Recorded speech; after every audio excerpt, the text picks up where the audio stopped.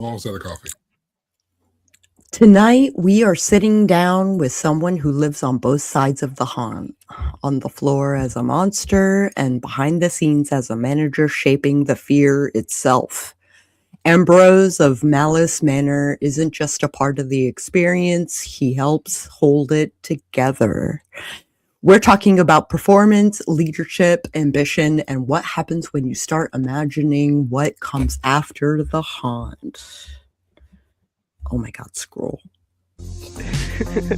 Oh, right. So, it's our theme song. It's our theme song. It's our theme song. It's our theme song. Because it's our thing.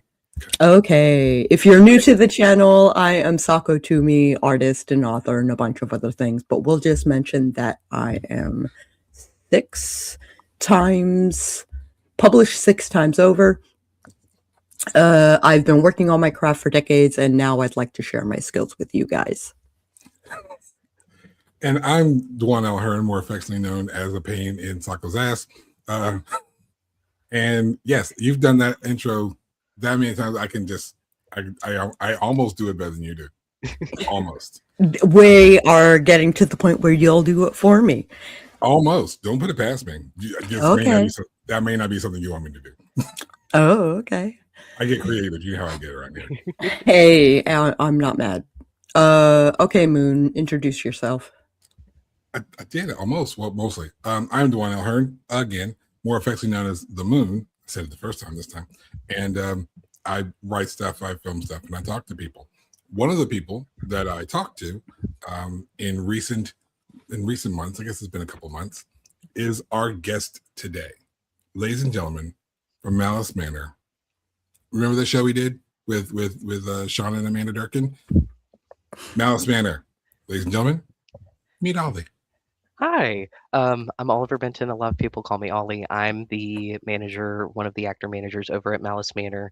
I play Ambrose, a egotistical vampire twink from the 1800s, but I'm also our show director / actor manager over there. I do a lot of other things. I'm a writer. I'm a digital multimedia artist with a website, and just generally also do a lot of things. So I'm happy to be here. A fellow doer of things. A fellow doer of things, absolutely. When we did our first, I forget what the first thing we did at Malice Manor. It might have been the Cribs project. Yeah. Because again, if you haven't seen Malice Manor Cribs, what are you doing with it's your life? So good. Watch Malice Manor. I want you to watch Manor. Here's why. Specifically because when you see the character of Ambrose, right? The portrayal of Ambrose is one of the reasons why we decided to make the movie Monster Movie. Between Balor and Ambrose, I'm just like, I need to use these characters. I need to write something. He's like, Jason William Allen, who we also recently had on the show. We were just like, I need these characters. He's like, yeah, we gotta get them on camera. We gotta do something with them. I'm like, yeah, we're gonna have I'm gonna write an entire movie surrounding Ambrose and Balor, like a whole movie. They are big personalities for sure. They are big personalities. They contrast each other so well, but they complement each other just as well. And so, just understand when we talk about the project called Monster Movie, it's because of Rob and Olie. It's because of Ambrose and Balor. These characters are fantastic. So if you ever get a chance in Indiana to go see Malice Manor at any point in time, any of the shows they do throughout the year, you absolutely should. Just because.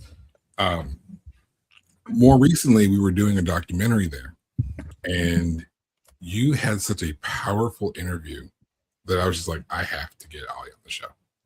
I absolutely have to. Like this person has a story that needs to be shared. It is emotional, it is impactful, it is informative, and if I can give space to such a story, I'd love to. So here we are, and I'm so thankful for my co-hosts for listening and trusting me with the guests for most of this season. Thank you for trusting me for booking all this. I think these voices just have such an important space, particularly in the creative world that we work in and in horror that we support, that they needed to be shared. And I want to thank you, Sako, for giving me the space to book all this. Yeah, you bet. So, how much of your story do you want to share, Olie? As much as y'all want, as much as we want to dive into, I am a completely open book. I'm so excited to be here and have this opportunity.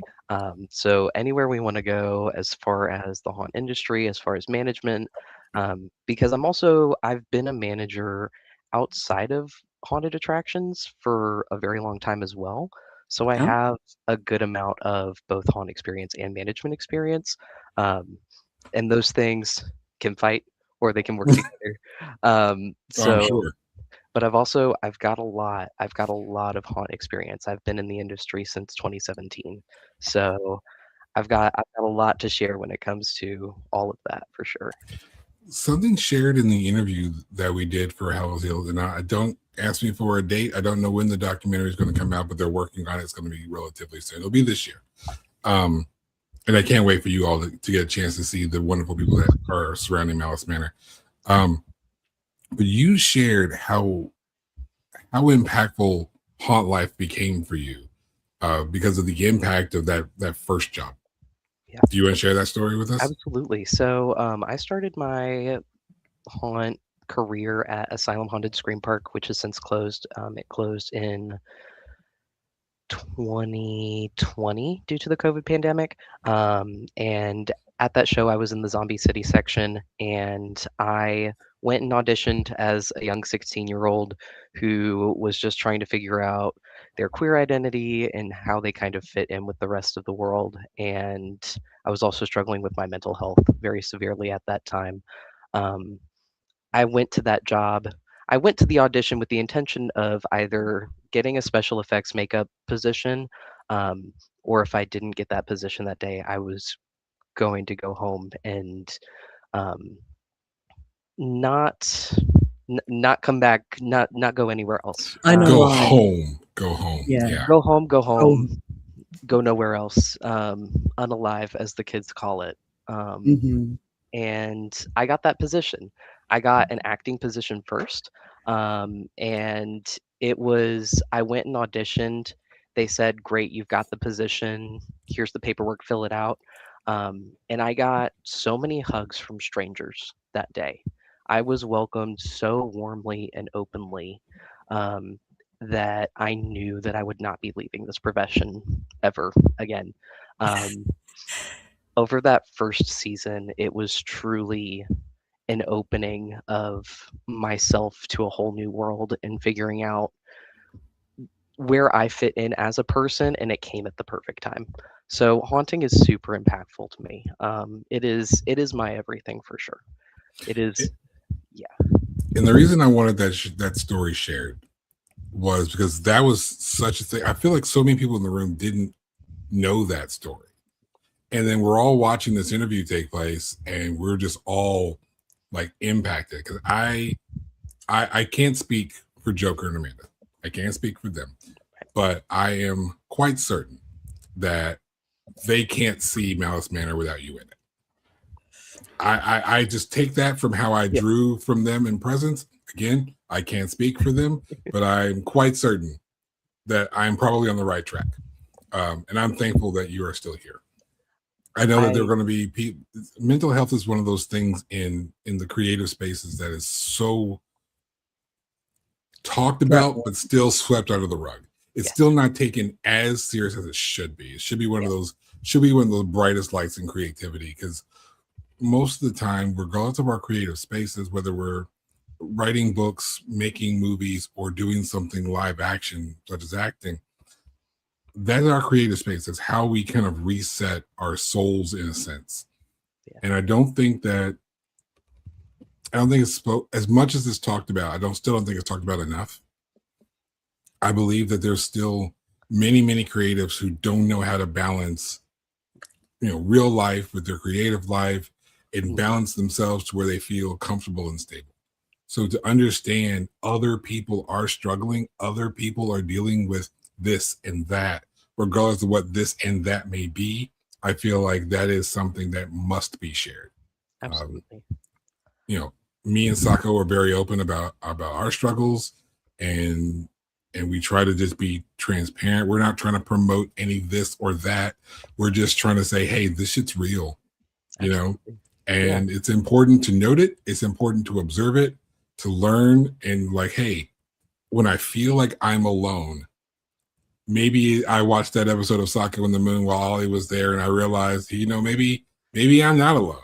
Maybe these people are all they're all dealing with the struggle, and they've come over it. They've surpassed the hump that I'm trying to climb over. Maybe there is something on the other side of that hill. So as dark of a start as this may have seemed, that was such an impactful story for me to hear. I felt it important that it needed to be shared.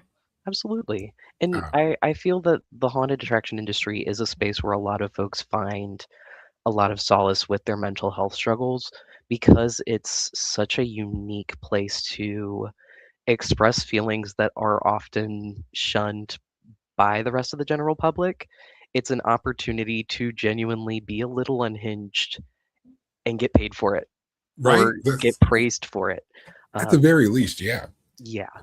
So, and as a writer, you know, just like me and Sako do, sometimes when we are creating, if there's a struggle we may have, we turn that into a character, right? And we write out that character, either how we see the world, or that's a mirror of us, or it's what our fears are, or internalized in these characters.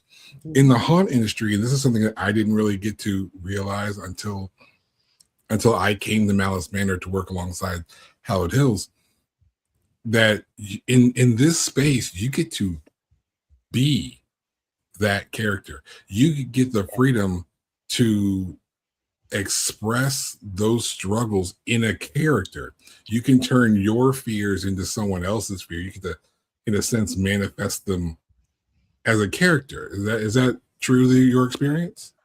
That is, I feel that's true for a lot of people's experiences. That was true for my first haunt character at Asylum.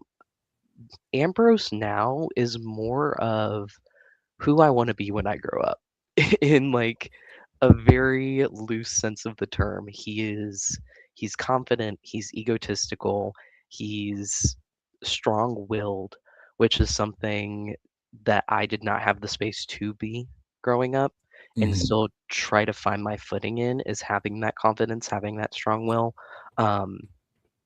and getting to play him, getting to embody him in the haunt scene. It's having an opportunity to have that level of control that I don't get to have outside of it.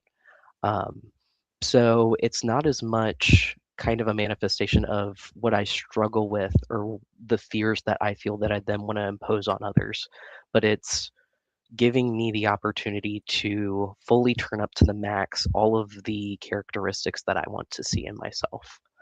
I can relate to that, because we've had this conversation very briefly, you and I, but it's very similar in wrestling. Yes. Wrestling, because everything comes back to wrestling. Yes. Everything with the wrestler, most of them are character. They're just personality. If it's not a character that they're portraying, it's a personality. The difference between like The Undertaker versus Randy Orton. Randy Orton is Randy Orton, just turned up to 11. Yeah. I reckon it's the same thing as you were describing with Ambrose. That's the Moon for me out in public. There's a certain bit of arrogance and extra confidence and know-it-allism that goes with the persona of the Moon, which is not exactly super different than that's my hoodie. Thank you, Sako. And she bought that. Like she bought that. She just wanted to support me. But it's the same way with the Moon. Like I like in certain space, like at home, I can be Dwan, and I don't have to have this persona. I don't have to have this ego's not necessary in certain spaces, like with my mom or my grandmother, things like that. That's not necessary. It's not required. But when I am out in spaces and I do need to conduct myself a certain way in public, you're going to see the Moon a lot more often than you're going to see Dwan. Now, over the years, the space between Dwan and the Moon has shrunken. So there's not so much a difference between Dwan and the Moon anymore. Leading to my next question, you mentioned Ambrose is who you want to be when you grow up. How far is Olie from becoming Ambrose? So that's difficult because I have multiple personality disorder, currently known as dissociative identity disorder, which Mm-hmm. essentially means my brain is, let's go, separated into multiple different consciousnesses or identities. Mm-hmm. So Oliver and Ambrose are kept very, very separate for very specific reasons. Understood. Um, Ambrose is the manager. He is the control freak. He is the one who's making the split decisions and kind of having that confidence and that level of power. And I'm more of the people person, the person ensuring that everyone's eaten today, like that sort of Yeah, yeah. thing. So while I definitely want to have his level of confidence and kind of adopt that in myself, I know that he and I exist separately for a very specific reason, and it's because we work together. Um, Understood. so not that like I'm far away from having that confidence. I just have to build it in a separate way, in I understand. a parallel to him, effectively. That makes a lot of sense. That makes a lot of sense. We do discuss DID a lot on this show. More than I Yeah. thought we would, to be honest, but Well, I'm for not. obvious reasons. I find that so I also I've reintegrated, but I suffered from it for 30 years, Wow. and I understand exactly what it's like. Yeah. It's definitely been very interesting. My haunt career has really exposed that in me of kind of having that.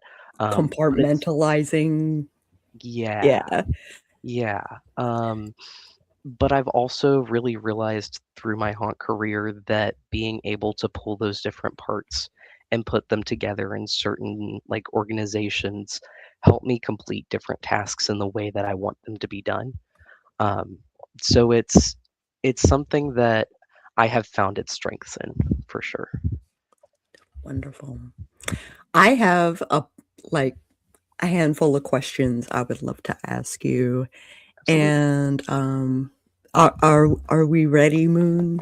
Can Yeah, we? yeah. I like I said, these are the things that all came. Believe it or not, all of this came out in like one sit down interview. It was wild, and I'm sitting here and just like I've worked alongside Olie here and there for these different projects, and fun to talk to, jokes here and there, blah blah blah. Everything's cool and cool. But when you sit down with someone who's being like so open, so raw, so honest, you just instantly feel like you know them more, you know them deeper, and it's just like I want to know, I need to know more. I'm a people person. I Yeah, love to ask questions. I love to learn more about people. So it's one of the reasons why I do this kind of thing. So thank you for being so honest and so raw and so open. absolutely. I think life's too short to hold things like that back. Absolutely. Well put.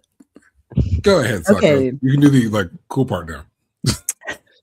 Ambrose is a Not mask, coffee. but management is responsibility. How do those two identities feed each other instead of fighting? There is fighting. There's Oh. absolutely fighting. Um, there are moments where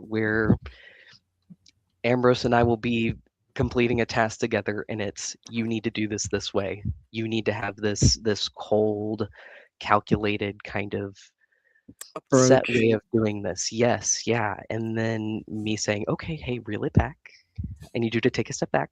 We need to consider the people and we need to consider how this is going to affect other people. But we work together pretty frequently to balance that managerial control freak versus that caring people pleaser. Um, and that's a lot of what we do behind the scenes at Malice. Because once we're in scene or once the show's rolling, Ambrose is dialed all the way up and he's fully there. But before the show, I'm in I'm in there mitigating the strong managerial decisions and making sure that my people are taken care of because that's where my biggest concern lies is how my actors are like holding up essentially. So we work together to be both caring and kind-hearted, but also a manager for sure. We work together, but we also absolutely fight. There's a moment in every haunt night where things either lock in or unravel. What do you feel in your body when that moment hits? It's like the feeling that you have right before the roller coaster launches out of the bay. It's you're sitting there and you know something's going to happen and you're gripping onto the bars and your knuckles are white and you're looking up at the hill and you're going, something's about to happen. Something's about to happen, and you feel like that anxiety in your chest when I know that something's about to pop off in the haunt. Whether it's I look and I see a big line out the door and I know that we're going to have a 2-hour wait all night. Or it's I can feel the tension between two actors starting to boil, and I know that something's going to happen throughout the evening where it's like we're going to have to figure something out. It's that feeling of not necessarily anxiety, but just very strong and intense anticipation. Anticipation, yeah. Yeah, and it's different for a managerial situation versus an actor situation, because if it's an actor situation, that's not anxiety anymore. That's fuel to the fire. That's I'm going to shake a little bit harder, I'm going to yell a little bit louder. But if it's a managerial thing, then it's I need to lock in. I feel the anxiety in my chest. I see the hill before me. I need to rein it in. I need to come back to center for sure. But it feels like anxiety, but it's not. Or it is, but not quite. It is, but not. Yeah. It's a superposition of anxiety. Yeah. Quantum physics. How you doing? As a manager, you see fear from the outside, and as a performer, you feel it from the inside. Which perspective changed you more? Definitely, I think the performing side set me up for the opportunity to be a manager in the future. Cool. The kind of the performance aspect, starting at Asylum, that experience taught me to have those strong-willed tendencies, have that level of like audacious confidence to get things done. My first ever character was a scientist that created the zombie virus in the story, in the lore of the show, and then was trapped and then escaped. But my role was to actually walk with the group through the entirety of the show and interact with both the group and the actors in every single scene. So effectively be that mediator. And I was managing large groups of 8 to 10 rowdy people at the age of 16 with no training, no handlebars. So having that experience and learning to perform in that way set me up to be a better genuine manager later on down the road. A lot of the skills that I use now as a manager in my day job, I pull from being a manager at Malice.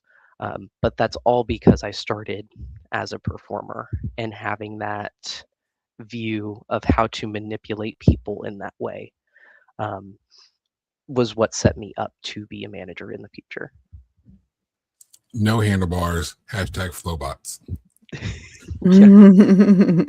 Great song. What's something haunt actors don't realize they're learning that will stay with them long after they leave the industry? Definitely back to like the standing up for yourself, having that level of confidence in yourself to put your foot down. But I think there's also something to be said for the amount of grit that you learn to have when you're a haunter. My first, second, third season, all at Asylum, we were an outdoor haunt. So I was running all night outside in the cold, in the heat, shoving beef tacos down my throat in 2 seconds in a like actor's pocket while guests were on their way. And it taught me a lot about this might suck, but I'm going to survive it and I'm going to be okay. And I think that's what I think everyone who haunts should take away from it is this is going to be the hardest thing you ever do. Um, unless you're doing something absolutely crazy, but for a lot of people, like this is going to be the most intense activity that you commit to. Um, and that grit can get you a lot of places, and give you a lot of strength, prepare you for things that might be like not as uncomfortable, but still uncomfortable in the future. Um, it's definitely, at least for me, made me more comfortable to be uncomfortable. That's a great way of putting it. One of the things that's a fantastic answer. Honestly, different answer than I would have probably thought of. But I can tell you from the creative world, sometimes when things aren't going the way you want it to, you're trying to put that book out and you're constantly getting rejection letters, or you can't get actors, or you can't get a set for your film or whatever. You can't get your technology to work for your whatever you're trying to do. Sometimes that grit is the difference between you having a project and you just quitting altogether. Absolutely. And that grit, I love that you said that, because I think that is something. That's a good way of putting it. Is grit. That is something that is so necessary, regardless of what you're doing. There are people who are struggling to get their writing done, struggling to get their project, whatever the project is, done, and it's that grit that's going to be the different. I know I'm talking about myself too. Please. And it is that grit is like, okay, do I want this done or not? It's not going to get done by anybody else but me, particularly the independence that this show is typically driven towards. Because again, that's one of the reasons why our tags are what they are. When you're an independent, you have to be aware of hats and a doer of things. All the things you have to do yourself. There's no big machine behind you. You have to be the one in charge of all the different, the marketing, the publishing, the working, the this and the that. You have to wear a bunch of different hats. That's where those two tags come from. And the only way you get through all that is by having, just as you described, having that grit. Audacious confidence, by the way. If that's not a t-shirt in the next 6 months, I don't know. What are you doing with your life? Like audacious, like that's a bar, sir. That's a bar. That's a bar. When you're training actors, what do you care about more than the scare itself? I thought about this question for a hot minute, and my answer to that one is quite simply nothing. The scare is the whole point. The scare is the point of what we do. Now, in that, I want the scare to be intense, unique, and safe. So I'm looking for their scares when I'm training. I'm looking for their scares to be intense and give the vibe that we are trying to give at Malice. I'm looking for them to be unique. I don't want to see the techniques that other people are using, both in our show and at other shows. I want to see what that individual can bring to the industry that is new, that is different, because that's what sets them apart and makes our show memorable and makes them memorable. And then obviously I want them to be safe, both for guests and for them. But when I'm training, that's the goal. The goal is to create that scare. The story is important, of course, but it's truly getting our actors to make a scare that is effective and memorable. And that's what I try to do when I'm coaching, is say to them, what can you do in your room? What can you do in your space that's going to scare the piss out of them, but also genuinely be memorable? Be something that they walk out of the building going, I've never seen that before. That's going to haunt me. Yeah, I was a teenager and I went through my first haunt. Oh, so funny. You were a teenager, what, like last week? Oh yeah. Yeah. There you go. And I still remember the end of that haunt. Yes. You know, Yeah. it was safe, but it was like the chainsaw was right against the side of my face and he chased me out of the haunt. And that stuck with me. Yeah. I'm like in my 40s now and I still remember that feeling. Yes. And that's the experience that I'm trying to get our actors to create when they're in our show, is truly that thought of, they scare a teenager now and that person's going to look back 20 years later and go, man, that Malice Manor, it really, It that one hit. actor just, it hit. It was horrifying because of what stood out to them at the end of their experience. Because Mhm. the industry now, especially where we are, which is the Louisville, kind of New Albany area, is really saturated with haunted attractions.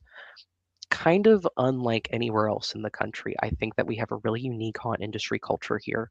Um, but Yeah, there's a lot of them. there's a lot of them. It's saturated. Love them all. The Louisville metropolitan area, Yes. as it's sort of generally known, so that it encompasses all of Jefferson County, Kentucky, Yes. which is where Louisville is. And then like outside of Louisville, we have like Bullitt County, Oldham County, Shelby County, and then there's over the bridge, you have Clarksville, Indiana, Jeffersonville, Indiana, and New Albany, which are like all like right there. You cross the river from either one of those three, and you're right into Louisville. Like it's right there. They're all so small together. It is very dense. So it's so hard to be memorable with this customer base because there are so many options, and there are so many actors all in the same city, county space that are all trying to be unique, trying to do new and creative things. It's just hard to find what is effective, what is memorable. But that's what I'm trying to push my team to do.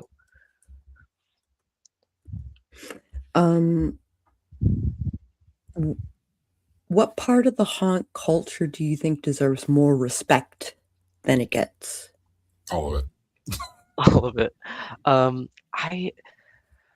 So a lot of the time we talk about haunts and how they build a family around their team and around their cast. And each haunt is a very tight knit group of people, relatively trauma bonded over working over the course of a season. But something I don't see a lot of recognition for is the space that the haunt industry is or has become for queer people. Definitely after the Pulse nightclub shooting, Haunters Against Hate was founded with the help of Malice Manor. And that really, I think, rocketed the haunt industry into a place where it could be safe for LGBT people. I can't speak to everywhere else in the country, and I can't speak to every single haunted house. But what I can speak to is the industry here in the area, at least, is a place for queer people to kind of find a family, which is what a lot of us are craving when we're young and we're coming out, is finding a place that feels like home, finding a place that feels like a family, especially when the family we have pre-existing is not a huge fan. That's what I found when I went to Asylum, and that was prior to the nightclub shooting. But it has grown in a way where I've seen so many young people find themselves both generally in their identity, but also as young queer people in this industry. Also, haunt is just a form of drag performance. It is an exaggerated form of performance and identity, which I don't think people talk about enough. Is if you like haunted houses, joke's on you. You also like drag queens. Can Because you say that one more time? One more time for the people in the back. Can you say it one yeah, more time? yeah. If you like haunted houses, joke's on you. You also like drag. Because Ambrose, look at that man. He is a drag king through and through. That cut jawline, that slicked back hair, that is a drag persona. Um, I don't think that's talked about enough in the industry. We have Haunters Against Hate, which is a phenomenal charity group, but other than that, there isn't a whole lot of talk about queer people in the industry, I feel. Wow. That being said, before we not to interrupt the line of questioning, No, with please. that being said, is there anything else you feel that need be said? The platform is yours, please, because this is also a very safe space, and we like hate doesn't exist here. We can't fuck with that. We don't do that here. Yeah. So if there is something that need be said, the floor is yours. The haunt industry would not be where it is without queer performers. It would not be where it is without our performers who are LGBT or different identities or minorities. We would not be where we are without the minorities in our teams, because we bring a unique perspective on fear. Whether you are any type of marginalized group gets kind of pulled to the haunt community because the haunt is a space for outsiders. It is a place where people feel like they can be a little unhinged, like I said earlier. So it's people coming from unique places of feeling like they need to express what they've experienced as the forms of fear that they've received. I think that it's an opportunity for folks who are afraid to go out into the daylight or afraid to interact with the world to have a veil in front of them and interact in a way where they finally have the power in a social situation. Because when you're in a scene and you're an actor, the audience they cannot do anything. I mean, they can, but they're going to get thrown out. Yeah. Of course, yeah. So it's an opportunity, thinking about it from my perspective, it's an opportunity for me to interact with the world without the fear of being looked at weird for any reason other than I'm a vampire twink that's anything putting outside middle you've fingers up. intended. Yes, yeah. So that's what I have to say on that. It is a space that is built on people who maybe would be a little nervous to interact with the world as themselves. So they're able to have this space that is controlled that they can then interact with it.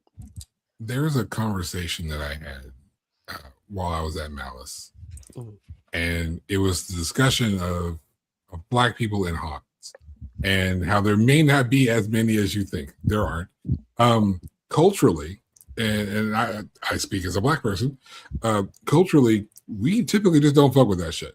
Like, why don't you go to haunts? Because the real world's scary enough. Yes. We get enough scary shit for free walking outside the door. We don't need to pay for it. Yeah. That's my interpretation. Don't talk to the coalition about that. But I'm sure the Black coalition, I'm sure, would agree. But with that being said, you don't see a whole lot of Black actors. I was actually surprised. You do have Black actors, and I was kind of surprised because I'm like, ooh, normally we don't fuck with this. Yeah. And that was one of the things that I walked into this, my time at Malice Manor with, during the film stuff.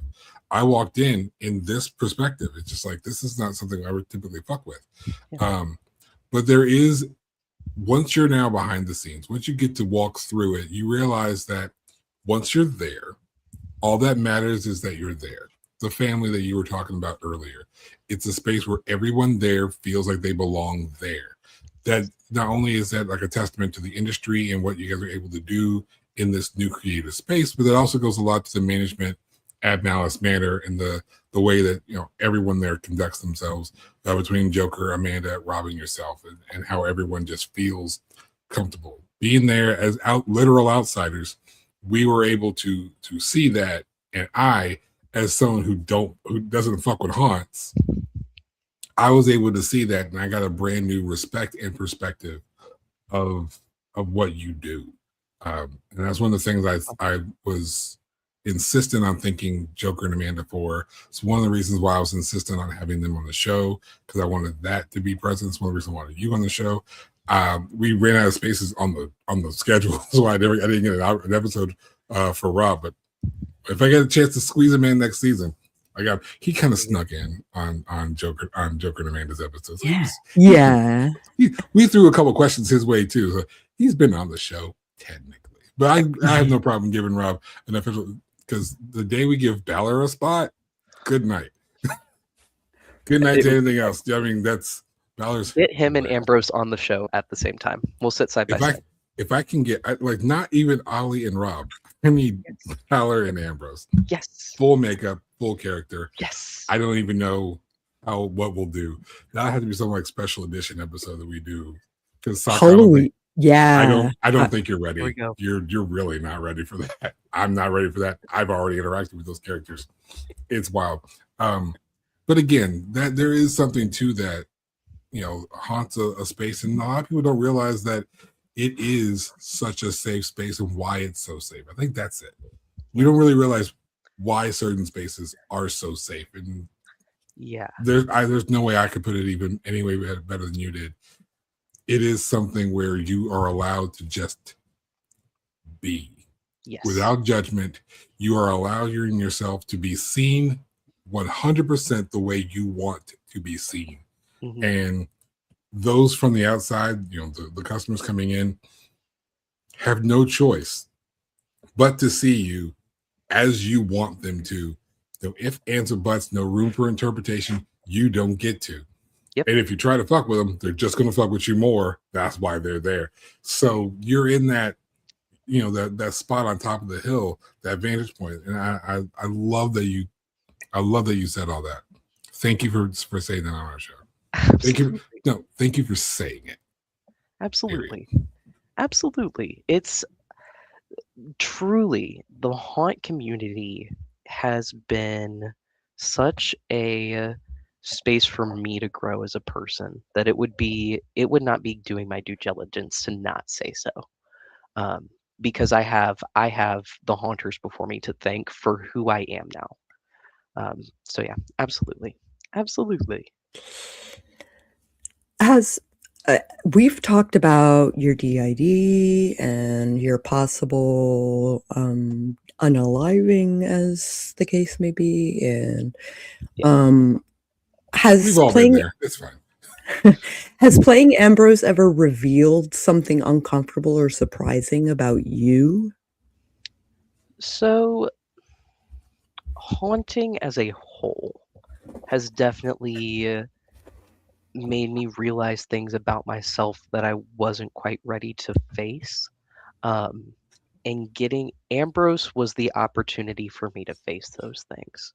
So Ambrose helped me kind of overcome the fear I had of being a little more commanding or being a little more decisive. But it's not that he's necessarily revealed anything in me that I didn't already know. Right. Or like revealed things that were surprising.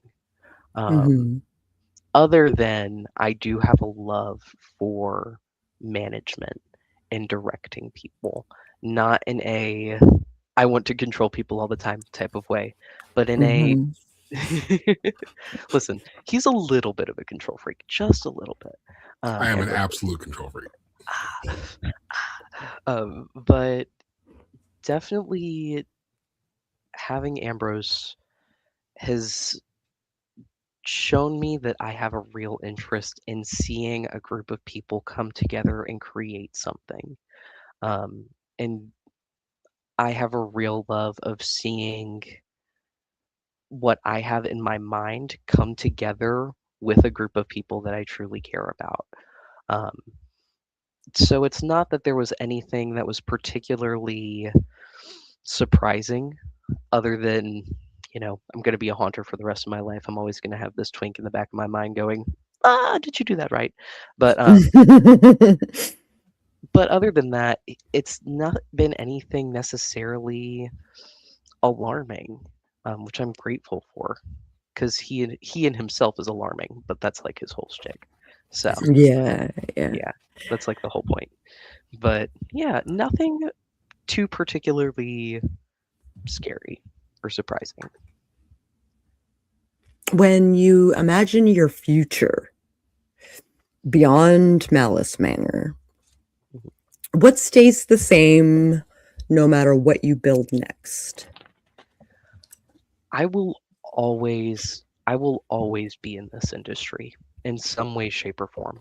Whether that be I go on and I can like create media around the industry because I've looked at becoming effectively a haunt educator of doing videos and like resources for haunts training their employees, or if that looks in a more reviewing video essay, getting into niche topics kind of way, or if that's full on building and owning my own production.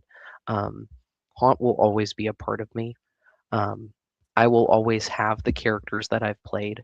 I will always have those individuals with me. Um, and I don't think that's anything I could ever particularly escape from, is that will always, people know that is the only thing I talk about. And I don't think that will ever change.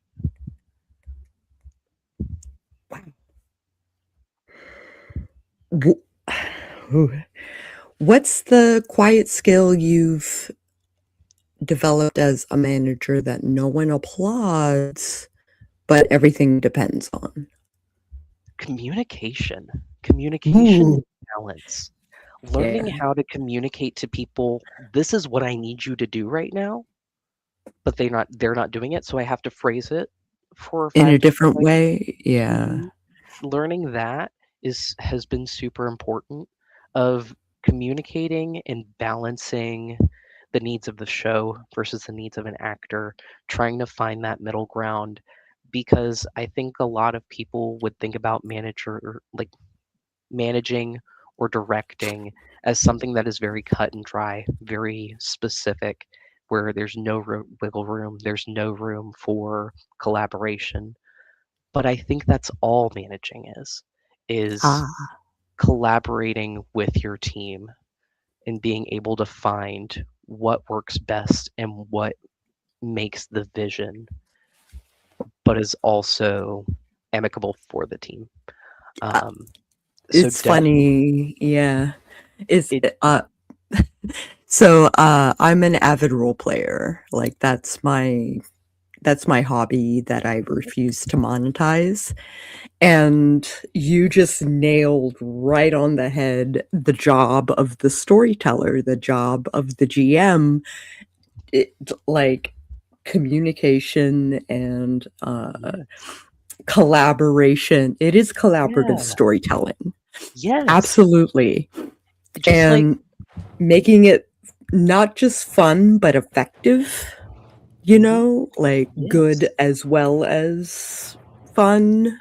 Absolutely. Becomes a challenge, and it's super gratifying when the things work out. Yes. Yeah. Learning to lead in a way where it doesn't feel like you're the one in charge. Yes. It's like, we are doing this thing together. You're more directing, as it kind of like, it's like, I'd like the story to go in this direction. Input. How do we get here? The goal is there. How do we work together to get here? Mm-hmm. And it's just navigating the pitfalls, keeping the boat center when it sways left and right. Being that like facilitator and for sure. Absolutely. Whew. Yeah, I told you. I told you about how long I was show, didn't I? Told you.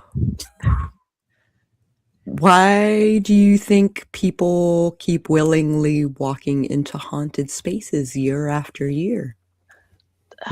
There is something innate in the human psyche where we seek out things that scare us. whether that be a haunted attraction in the more like direct sense, or if you're like adrenaline seeking, you're looking for roller coasters, you're looking for gambling, you're looking for something that makes you feel alive. And I think that's something that everybody has within them.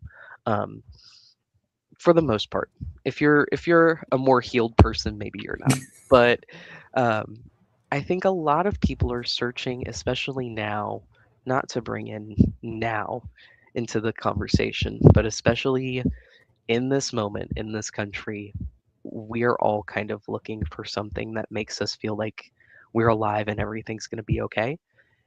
And it's kind of cathartic to go into a space that is controlled and realistically is safe, but you're going to experience a type of fear. Yeah. And it's technically safe and you're signing up for it, but it's an opportunity to feel out of control and know you're still moderately in control. Um, I think that's really what it boils down to is people are looking for an opportunity to feel something. Yeah. And that gets harder and harder to do each year, both with Oh. the world that is around us and also the desensitization of people to horror concepts because they've been going to haunted attractions for so long, because they've seen all of these horror movies that are so on level and gory, or so psychologically messed up. Um, but it's the need to feel like you're at someone else's whim and feel something akin to fear that isn't actually dangerous. Yeah. I think that taps into what I've always referred to as horror therapy. Yes. It's when when you're watching something like a horror movie or reading a horror novel and you're experiencing the things, in the movie, you're experiencing the things on the page, but you know that you can hit pause and go make dinner. Yes. You can close, you can put the bookmark in, you can close the book and then have the, roses on the wallpaper or whatever, everything's fine at home. Yeah. When it gets to be too much, you can stop it when you want and put it down and come back to it or not. Yeah. Sometimes I've had friends that, the book was too intense. Mm-hmm. We've discussed in our movie reviews, sometimes there are movies that we just couldn't get, through certain spots. Absolutely. Certain things were just too much. Mm-hmm. So what do? You turn it off. Yeah. And it's gone. The danger is gone. What's funny is the no, just we would edit this part out. It's fine. No, it's okay. Mind you, we share and sometimes we don't share. All is okay. But no, that's just what like you were saying. Like horror therapy is, I don't think it's appreciated the way it should be. Yeah. There is definitely something to putting yourself intentionally in this situation, knowing that this is voluntary, this is consensual, this is safe. That's why kink is so popular. But we won't go. We're not that show, so we won't dig too deep into that. And I'm glad you brought it up first. I thought about it, but we're not that kind of show. We're not that kind of show, but this part, what I'm about to say, fits the conversation. This show is not for kids anyway. It's fine. It's fine. But this is when someone says, "I don't understand kink." Why do they? They don't understand consent. Why do they, do this special thing or that special thing, depending on your kink? It's because it's a little bit abnormal. It satisfies a thrill in a sense, and everything is usually discussed when done properly. When done properly, it is discussed ahead of time. It is consensualized ahead of time. Everyone's on board. Everyone knows their role. They play the game. The game ends and life returns to normal. There's no difference than watching a horror movie or going to a haunt. These are literally, essentially, in essence, the exact same thing. The Venn diagram is a circle. It is a circle. Great way of putting that, by the way. The Venn diagram is a circle. It literally is. Like, these are all the same thing, because you can walk into a haunt knowing, okay, I'm going to walk into this dark, tight space. There's going to be people jumping out at me, doing weird whatever, depending on the haunt. And at the end of it, I'm safe. If something goes wrong in the middle, the show will stop. They will lead me to safety. They will see that I'm cared for. This didn't make it to the documentary. I wish it did. There was an incident one night at the haunt during this past season where someone passed out in the line. Yes. Oh. Someone passed out. They hadn't even gone to the haunt yet, but they were locked in line. their knees and But just something went down. Something happened, and they went down. And we were about to do an interview with one of the managers, but the manager had to go obviously handle business. The person got care. They were fine. They were perfectly fine. They may have just gotten like sugar drop or got too hot, something of that nature. It was something minimal. But the show stops. Yes. Everything stops. There are people who are there to care for you, and you can walk into a space. It's not exclusive to Malice Manor, but anywhere like this, you can walk into this space and know if something goes wrong, I'm okay. Yes. We don't always get that when we walk outside of our front door. Yeah. Regardless of their circumstances, regardless of your reason why you don't feel that way. Sometimes it's just life as is. We don't always feel like it's okay. When we turn off the news, the world's still burning. Yeah. But when you close the book or turn off the movie or walk out of the haunt, the immediate danger is over. Yes. And there's a comfort in knowing this can end at my command. Yeah. I can experience this and then not. And that's okay. So those who want a safe space for that, horror is where you go. That's where we are. That's why we are here. Yeah. And whether that's you pick up a book, like something Sako may have written, or you pick up, watch a movie, something I may have written or filmed, or you go to a haunt where somewhere like Olie works. See where I did that? There we go. Either way it goes, you can experience horror in a controlled fashion. And it's okay. Everything's fine. Absolutely. I have a surprise for you. Tickets to WrestleMania. It's not WrestleMania. 5 rapid fire questions. Okay. So I'm just gonna fire them off, and I want the first thing that comes off the top of your head. Stunning. All right. Controlled chaos or total mayhem? Controlled chaos. Silence or whisper? Silence. Ooh. Worst enemy, bad lighting, bad pacing, or bad attitudes? Ooh. Bad lighting, bad pacing, or bad attitude? Bad pacing. Bad pacing. Ooh. I want to know more about that one. One thing that instantly breaks immersion. One thing that instantly breaks immersion. Not having a unique scare, not having something unique, finding something that you've seen a million times before. Short answer, we're trained to say a list of not say a list of certain words. If I hear those certain words, it's over. Oh. So there's a lexicon, there's like a language. There's a thing in the haunt culture of you don't say boo, you don't say get out, you don't say fresh meat, you don't say come play with me, because at this point in the industry, it's overdone. And the moment I hear those things, I'm like, man, you really had me, but now you don't. Yeah. And I think that goes for even if you're not in the industry. Like if someone's like, come play with us, it's like, okay, that's the best you got. Yeah. I saw that movie too. Try 20, 30 years ago. Mm-hmm. Try again. Come on, let's go. Try again. After a long haunt night, solitude or storytelling? Storytelling. Oh, yes. Am I allowed to cuss? Yes. Yeah. I love a good bitch session. I love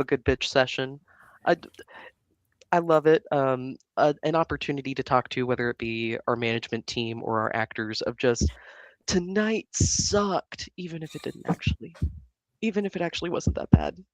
I love a good bitch session. Absolutely. So, do you have anything you'd like to promote? So as of right now, I'm looking at starting a podcast and getting kind of a media group up and running on my own. That's going to be Ooh. called Terror Interactive.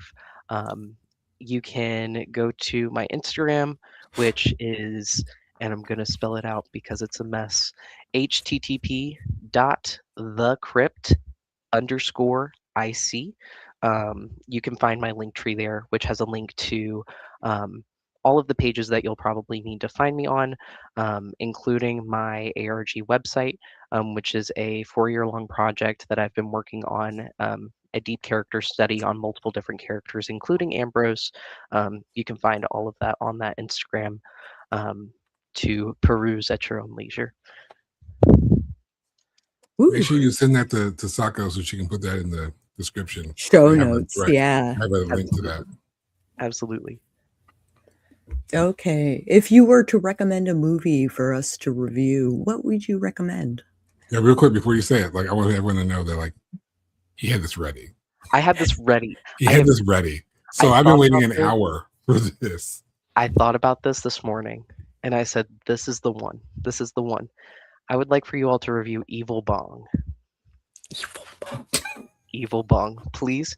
There are 8 movies in the series. You don't have to watch all of them. 8? There's 8 of them, and can we just watch the first one, or is there a later one that you want us to watch? Just the first one. The first one is excellent. If you feel so inclined, there are 8 of the Evil Bong movies. There is an extended cinematic universe with the Ginger Dead Man, and there is an even further extended cinematic universe. It's excellent. It's my favorite thing to put on. See, this is in that Jack Frost Velocipaster range of movies, and we're absolutely here for that. We're absolutely here for it. Yeah. Perfect. Okay. Wow. Okay. Evil Bong. I have to grab a pen and write that down. Like I wrote it down. Yeah. I know. I'm just saying. I'm just thinking that what I didn't think I would write today are those 8 letters in that order. And it's going to be. You are going to be blessed with the most beautiful cinematic creation you have ever seen. Excellent. I'm gonna write this on my desk, and kids are gonna walk into the office like, "Dad, what's that?" I'm like, "It's a movie I have to watch." It's a movie I have to watch. All right. Okay, are we ready to wrap up? How do we feel? Is there anything you feel that need to be said that hasn't been said? I mean, we've said so much, and for the record, like, killer interview, like killer interview. Yeah. Thank you so much. Say you're nervous if you want to. Like, no, you killed this shit. You've said so many profound things, and I'm so thankful that you were able to share that on our platform. I am so grateful that y'all had me. If you like the way I talk, please look at the way I write. You'll find my first. It's not published. It's not anything big, but it is a 70,000 word character study that is on my link tree as well, called the Jackson Journals. It is a character study on my first ever haunt character. If you like the way I talk, please look at the way I write, and that will be on the link tree as well. Okay, before we close out, let me. I want to do for you what someone did for me once. What we're not going to do, because we don't do this here either. We don't minimize our work. Okay. Oh, there's just this little thing that. No, we don't minimize our work. 70,000 words? You want to minimize 70,000 words? We don't do that here. So what we're not going to do, we're not going to minimize our work. You put out the time and the effort and the creativity to create 70,000 words. That's I didn't do it. That's a book. That's a book. So that's a book. So the new question to the interview is, why hasn't it been published? I was actually in talks with the publishing company and they ghosted me. So I am looking at the avenue of self-publishing. We got you. But as of right now, it just hasn't. Yeah. As of right now, it just hasn't made it there. It will. So if I said that, Olie, you're going to release this book by the end of 2026, how do you feel about that? I would lose my mind. Okay. I would so cry. What's going to happen is me and Sako are going to talk with you, and then we're going to rag you until you put this book out. If you need help with editing, we have friends that do editing, If you want to run an idea by us or some thoughts or whatever, I'll tell you right now, I am terrible at sitting down and reading. I'm just going to throw me out there like that. I suck. I beta. So if you need somebody to like, are you volunteering your services to beta? Yeah. There you go. Okay. So you have a beta reader. We have friends that edit, and like releasing a book is not hard. Okay. Do it indie. Yeah. We have friends that our books are done are independently published. I would like you to release this book by the end of 2026. Okay. I'll agree to that. All right. Okay. That's worth doing, because if I can facilitate in any capacity. Because like I said, if we like the way you talk, and we might like the way you write, we're also going to, like we said, we support the independent here. That's what we do. That's the whole literal point of this show, to support the independent. And how dare we have that as our mantra and not sit here, a little something I wrote, and just try to dismiss it off on the link tree. We don't do that here. Okay. So you will, not we, you might, you will. I am putting this out in the ether. I'm putting this out in the universe. Olie will release a book this calendar year. Manifesting it. Absolutely. We're declaring it. Heard. Understood. Declaring it. All right. The moon said so. The moon said so. There you go. That's how we do things here. Awesome. Now you can wrap it up. Talking with Ambrose is a reminder that horror isn't just what jumps out at you. It's carefully built, protected, and carried by the people behind it. Whether he's wearing a character or running the floor, his work lives in a space between control and chaos. And wherever he takes that next, we'll be watching from the shadows. That's it for today's episode of Sako and the Moon Horror Podcast. Thank you for joining us as we explored the strange, the dark, and the creatively terrifying. Remember, stay bold, stir fear, and keep the shadows near. What she said. Yeah. I've sung it once and I was like,